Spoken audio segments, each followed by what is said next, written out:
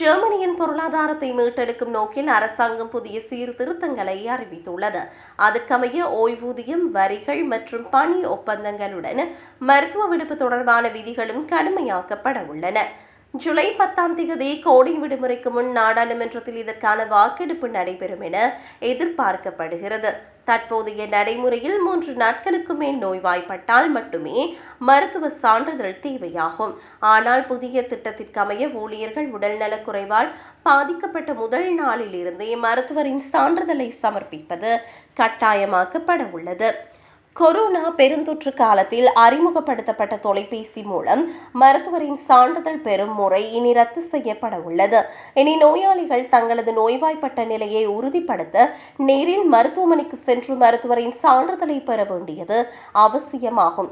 தவறான மருத்துவ சான்றிதழ்களை வழங்கும் மருத்துவர்களுக்கு எதிராக கடுமையான அபராதங்கள் மற்றும் சட்ட நடவடிக்கைகள் எடுக்கப்படும் என அரசு எச்சரித்துள்ளது.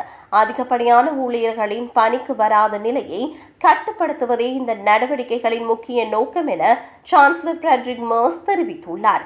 எனினும் மருத்துவர்களின் கட்டமைப்பு இந்த திட்டத்தை கடுமையாக விமர்சித்துள்ளது.